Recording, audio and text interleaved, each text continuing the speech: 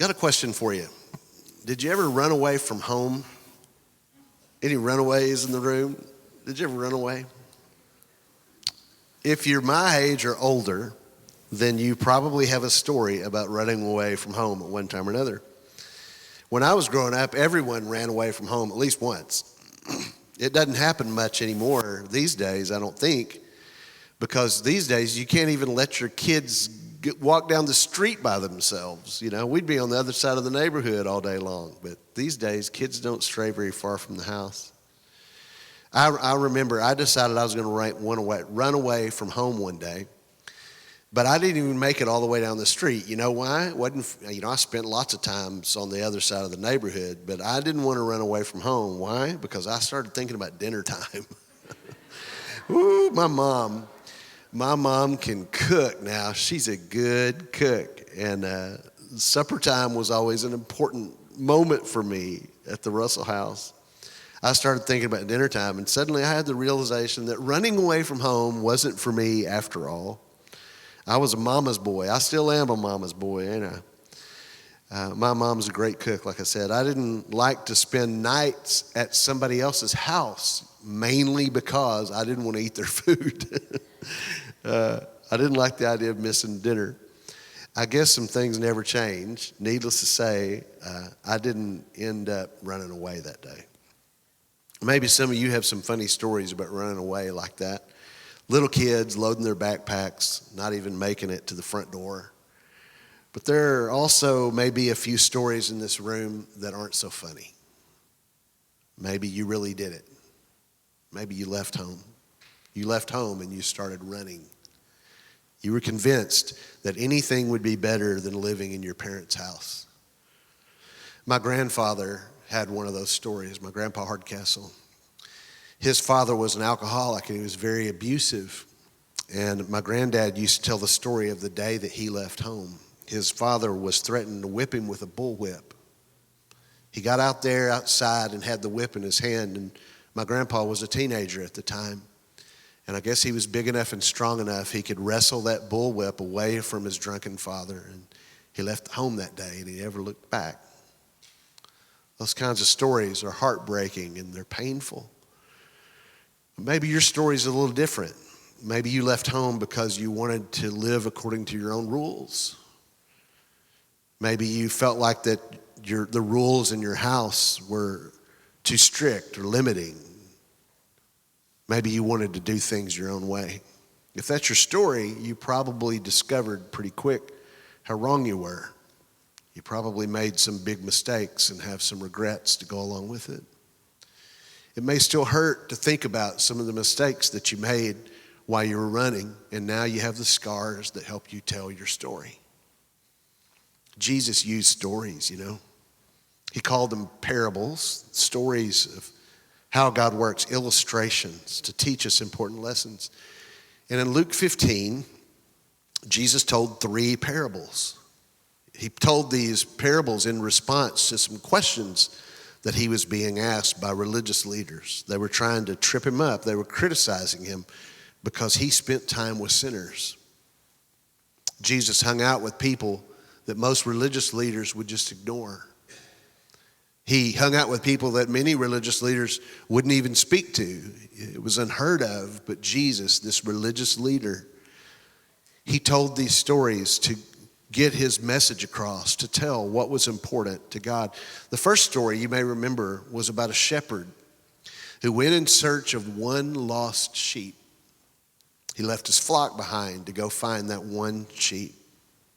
The second parable was about a woman who had lost a coin. She lost a valuable possession of hers, and she turned her house upside down looking for the coin, and she wouldn't stop until finally she found it. And then the third story, one of the most famous stories in all the Bible, is called the prodigal son. It's a story about how God feels about people who are lost and running from him.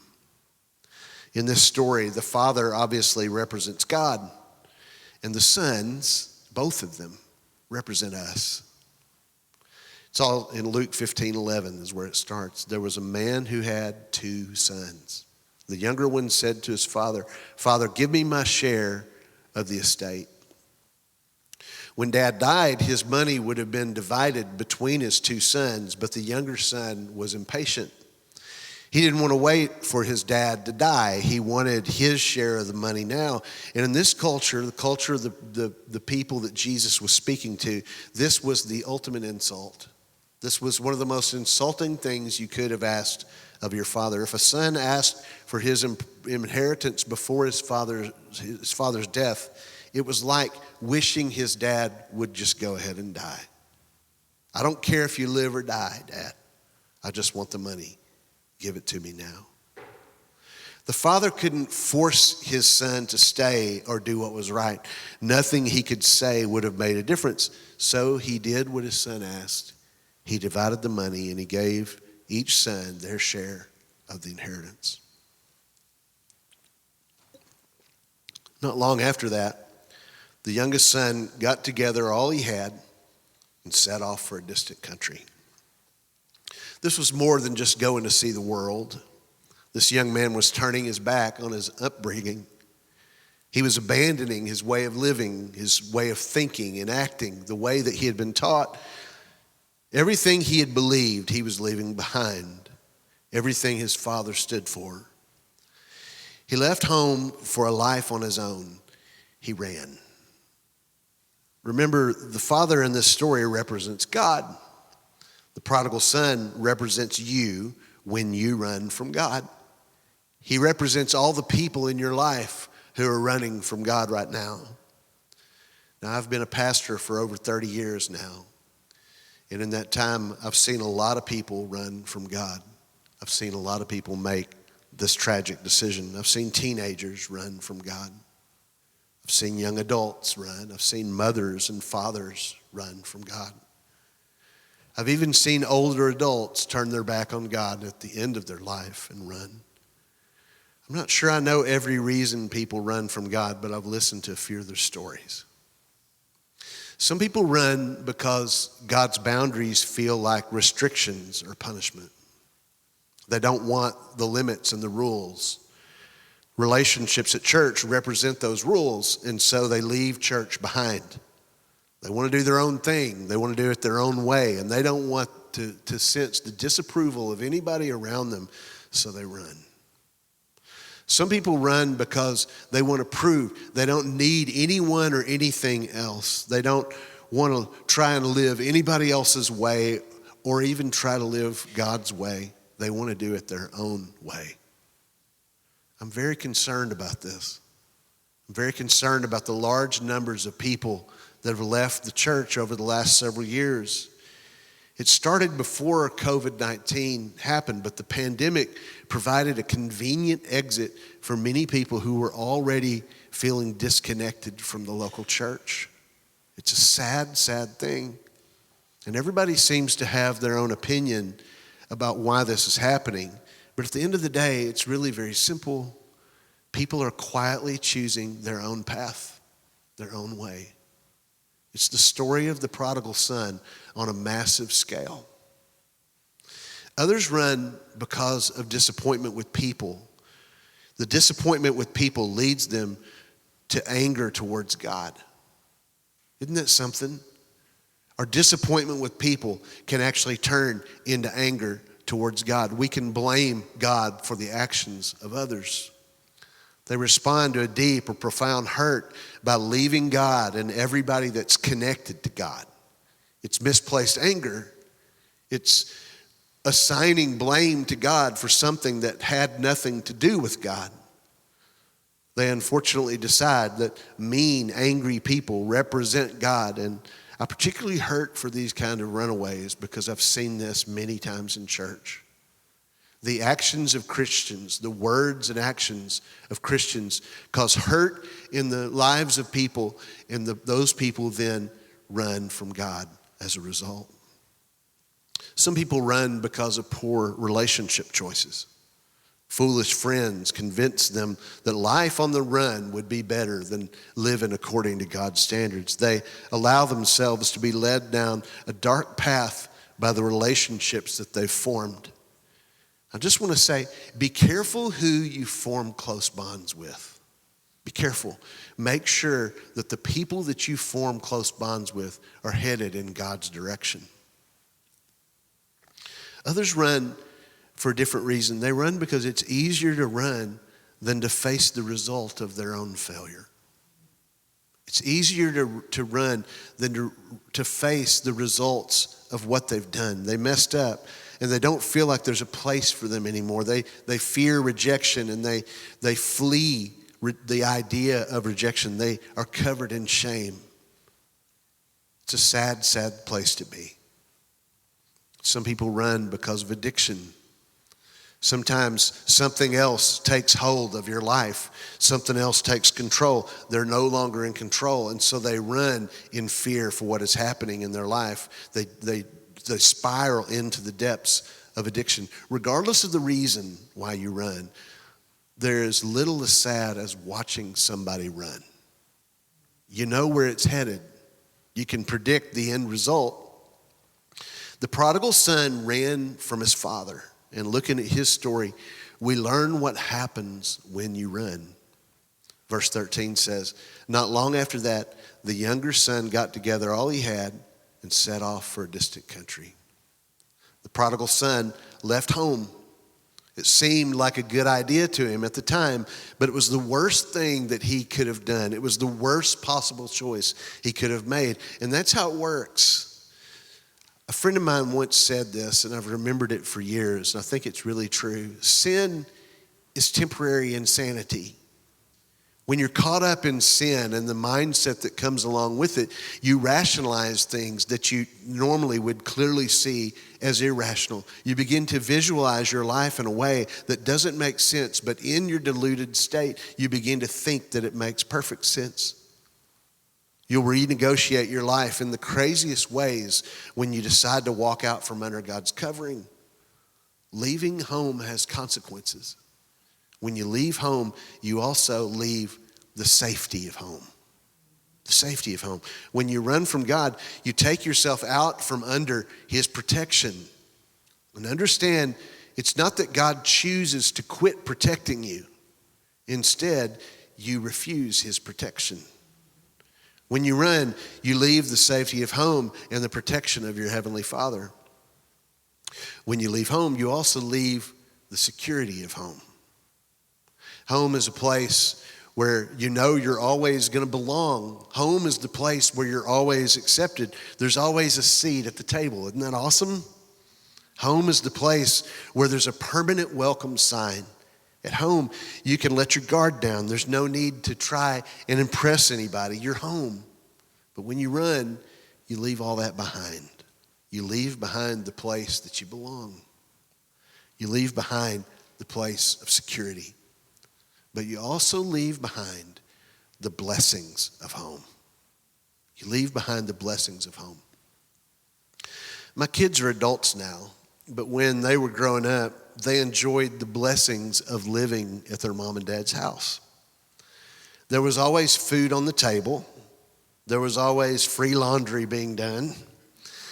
They never had to pay any of the bills. There was always running water and heat and air. There was always a roof over their heads. We bought their clothes. We bought just about everything that Harrison and Madison needed. But when they left home, they left most of those blessings behind. The blessings wouldn't go with them if they had ran. Those blessings would have left their life had they decided to reject the rules of living at their mom and dad's house. They would have left the blessings behind. We would still love them. We would still want to provide for them. But the blessings came along with living at home. As long as they lived in our home, there would have been an understanding. We would provide for their needs, and as long as they would live according to some basic expectations. We'd be fools if we let them do whatever they wanted to do and live any way that they wanted to live and continue providing all the blessings of home. When you run from God, you run away from His blessings. He wants to bless you. It's His desire to bless you and give you the things that you need. But He won't. He can't if you choose to shirk His expectations, if you choose to do things your own way. and you choose to lose the blessings of God when you run. Finally, when you leave home, you run from the love of home. Now, don't get me wrong. God still loves you. Even when you're running, God loves you. You're just not in the place to experience his incredible love. When you're running, you distance yourself from his expressions of love. Our kids, they live on the other side of the country today. Harrison, Madison, and Harrison's wife, Lauren, they live in Phoenix. And we love them today more than ever, but they don't get to experience our love and our support and our provision the way they did when they were close to us. It's just kind of the way geography works. We don't love them any less. There's just more distance between us. And when you leave home, you leave so much. Really, that should be enough to make you come home. Just the things that you leave. Life without the safety and the security and the blessings and love of home. Who wants to live that way? Who wants that to be the way your life works? But if that's not enough, when you keep running, the consequences grow. Has anybody been there? Have you seen the consequences grow in your life? As we look at this story, you might recognize a pattern in your own life, or maybe in the life of somebody that's close to you, somebody that you love. Verse 13, not long after that, the younger son got together all he had, set off for a distant country, and there squandered his wealth in wild living. The father had worked all of his life for everything that he had. It represented all that he had done to provide a secure and loving home for his family. The prodigal son didn't value what the father had done. He didn't value what he had been given. And so what he did is so common. He squandered it quickly. He wasn't motivated by some noble desire to go and make something of his life. He didn't run away from home because he wanted to go join the Peace Corps. He ran away from home because he wanted to party. We don't know how long it took him to lose everything, but apparently it wasn't very long. You look at the prodigal son and you say, that wasn't very smart. How could he have done that? No, it wasn't smart, but it was a predictable pattern that you see over and over again. When you run from God, you make bad decisions. It's just what happens. You do things that you never thought you would do. It's not your plan. It's not that you're planning to make bad decisions. You don't plan to do things that put you in jail or cause you to lose everything. It's just one of the consequences of running. I've seen it over and over in the lives of people who run from God. When they finally come back, they say things like this: what in the world made me do that? How could I have been so foolish? How could I have ever made that decision? Why did I ever marry that guy? Why did I spend so much of my time and money doing that? Why did I think that was a good idea? When you decide to run, you're convinced that it's going to be fun for everybody. Everything's going to be sunshine and roses, but you find out very quickly that there's a serious downside to living on your own terms. It never works out the way that you thought that it would. That's just what happens when you run. Verse 14, after he had spent everything, the prodigal lost it all. Again, it's part of the pattern. When you run from God, you lose. It's just what happens. When you run from God, you lose. There's one thing that I've noticed in every story of a prodigal on the run. I've had so many friends over the years who ran, and every story had this one thing in common. They lost. Some lost money. Some lost their family. Some lost marriages. Some lost their job or their career. Some lost their businesses. Some lost their friends. Some lost their innocence or their reputation. Over and over, the story is how much they lost as a result of their decisions. When you run from God, you lose. It's painful to watch. I cry over runners. My heart breaks over runners and the decisions that cost them so much. I've got a picture of one of the kids from our church in Little Rock standing at Madison's high school graduation party. with me, gotten our picture made together. And I keep it there on my desk in front of me to remind me to pray for Josh. Josh had become part of our family, but he decided to do things his own way. And today, Josh is in prison in Arkansas. And I have his picture there to remind me every day to pray for him. There have been so many stories like that over the years. Verse 14, after he'd spent everything, there was a severe famine in that whole country, and he began to be in need. The prodigal didn't have any money. He never even considered this possibility. He had so much money, he was going to be set. Being hungry wasn't his plan. It wasn't what was supposed to happen. But all of his plans for his fun and his friends failed. And that's what happens when you run from God. Your plans fail. When you're in the situation, you say, how did this happen? How did I ever become this? This was not the way this was supposed to work out. But from the outside looking in, we say, how could it not have happened that way? How could it not have turned out that way? Because we know the results that come from making bad decisions. If I pass the mic around to everybody today who's got some experience with running in your life, maybe you're a former runner, people would tell you the truth. People would say, it's not good as it looks. It's sure not what I expected. The things that I thought would happen didn't happen. My life took a wrong turn. When you run from God, it's inevitable. Your plans will fail. One day, you'll look around and you'll say, wait, being pregnant, that wasn't part of the plan. Being broke, I didn't count on being broke. Being addicted was not my plan. Being lonely and alone was not my plan. I never planned for my life to turn out this way. I've never met anybody who said, you know what, I'm so glad that I ran from God. Everything worked out exactly the way I wanted it to. Some people blame God. They blame him when things work out the way that it did because they ran from God. But you know what? God didn't do this to you. Whatever your life looks like today as a result of running, it is not God's doing. It's just what happens when you run. And I want you to realize that there's a connection between what's happening in your life and what you have decided about God.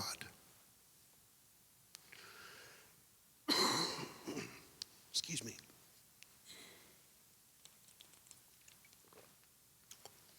This young man had it all planned out. He thought he knew what his life was going to be like, but very quickly it turned a different way. He thought he was going to be rich and free, having fun with Dad's money, but his plans failed. Verse 15, so he went and hired himself out to a citizen of that country who sent him to his fields to feed pigs. Far from the comfort, security, blessings, and love of home, the prodigal son got a job in a pig pen. How humiliating it must have been for him. He was supposed to be special. He had been cherished and prized at home, and now he was tending pigs.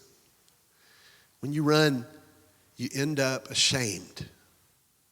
You're ashamed because you knew better. You're ashamed because of what you've lost. You're ashamed because of the way your life looks. And most of the time, the biggest hurdle for a runaway is shame. The biggest thing standing between a runaway coming to their senses and coming home is usually the shame that they've experienced. They say things like, I'd love to come home, but what would people think of me? What will people say about me? How can I face those people again? And listen, you may have made some big mistakes. And I know that it's hard to let your guard down and trust people, but don't let guilt and shame keep you away. You can't run forever. Just come home. What will people think? People who are genuine followers of Jesus, you know what they'll do? They'll celebrate and they'll love and accept you. That's what genuine Christians do. Forget about everybody else. We don't listen to judgmental people around here anyway. Do you know that? You shouldn't listen to them either. Judgmental people need to find a hobby. They got too much time on their hands. They need to go find something else to do.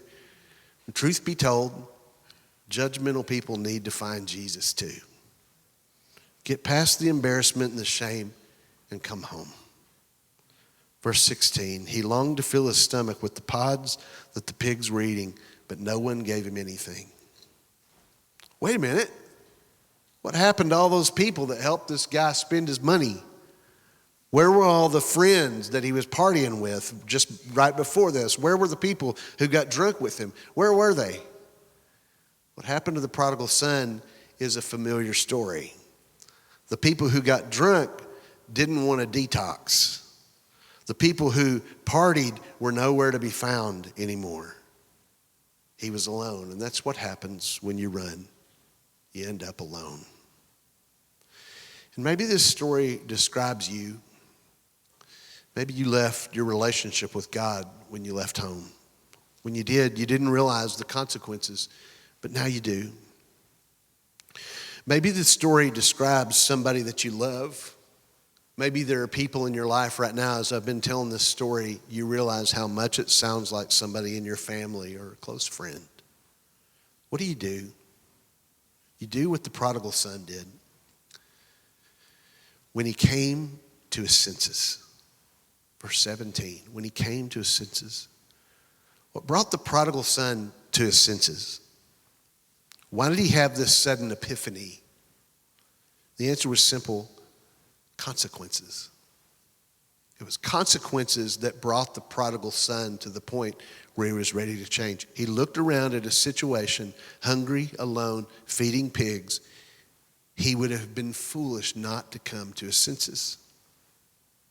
So let me ask you, if you're running, what will it take for you to come to your senses? How many broken relationships is it going to take? How much do you have to lose before you come to your senses? How many bad decisions do you have to make? How many plans have to fail? Why not come home before it gets bad? It's time to come home. If the prodigal is someone in your life, I hope you'll hear me. By protecting prodigals from the consequences of their actions, you may be extending their season of running. That person who's in your life that you keep bailing out of every situation that's a result of them running from God, if you don't allow them to experience consequences, when will they come to their senses? When will they have the moment when they will say, you know what, it'd be far better for me to get right with God again? I know it's hard to watch somebody that you love suffer. I know that it's hard to see them deal with big consequences, and I know that you want to come to the rescue. But just remember, leave room for God to do his work in the lives of the people that you love. Leave room. Verse 17, when he came to his senses, he said, how many of my father's hired men have food to spare? And here I am, starving to death. I'll set out and go back to my father and say to him, Father, I've sinned against heaven and against you. I'm no longer worthy to be called your son. Make me like one of your hired men. So he got up and he went to his father. The prodigal son made a decision. He said, even if all I do is get a job at my dad's house, I'd be better off than this. I'm going home. I'm going back to the safety and security and blessings. I'm going back to the place where I know I'm loved. And that's the message of this story. No matter how far you've gone, no matter what you've done, no matter how long it's been, you can always come home. You can always come home. It's never too late to come home, no matter how many bad decisions you've made or what consequences that you're dealing with, no matter how much you've suffered, even if you're embarrassed and ashamed over what's happened in your life, you can always come home. Your biggest fear, the thing that you're afraid of, is an illusion. You say, when I come home, when I return to God, what will God say? How will God receive me? What will he do? And look at verse 20. While he was still a long way off, his father saw him and was filled with compassion for him. He ran to his son, threw his arms around him and kissed him. And you know what? That's what God will do for you. And that's what we'll do for you. Now, I'm probably not going to kiss you, but I'll wrap my arms around you and I'll receive you. We'll throw our arms around you and say, welcome home. No lectures, no questions, just welcome home. It's time to quit running. I want to ask you just to close your eyes, bow your head for a minute. I realize I'm preaching this sermon to a crowd of people that have mostly been living for God for a long time. I realize that there's probably a lot of people saying, well, this is a great message that I've heard 1,000,000 times, Pastor Brad. I'm thankful for this story and for the reminder. But I also know that if you've been serving God for very long, you've probably had seasons in your life where you've allowed some things in that don't belong. Maybe you've been hurt. Maybe you've been wounded. And it's pushed you further and further away from the Father's house. You still show up. You still come to church. You still go through the motions because it's where the people that you got relationships with are. You got close relationships and close friends. But in your own way, you are currently running from God. You've lost your desire for Him. You've allowed things in your life that don't belong. And sometimes at the end of the day, you ask yourself the question, why am I doing this? Why am I still showing up? Running. And I just want you to entertain the idea for a moment that God wants to reveal His love to you in a unique and special way. That He sees you. He sees what's going on in your life right now. He loves you. He's concerned. He wants to see you live a full, happy, productive life in Him. He wants to see you live out your assignment and your calling. And if you're in a place where you've, just like the prodigal son, still living in the Father's house, still enjoying all the blessings and all the stuff, He was building His plan to run. He was making His plans to leave the Father's house. And if you're at a place where you've just begun to question and wonder what it's all for, and you don't even really know what you believe anymore, I want you to know that this message is for you. That the Father wants you to know that He sees you and He knows the things that you're concerned with and what has been going on in your life, and He loves you more than anybody's ever loved you. And He wants to reveal His love to you, fresh and anew, one more time. And if that's you, I'm not going to embarrass you or single you out. I just want to pray for you. Would you raise your hand? Just let me pray with you if that's you. I've started running in my own way, and I don't want to run anymore. Anybody?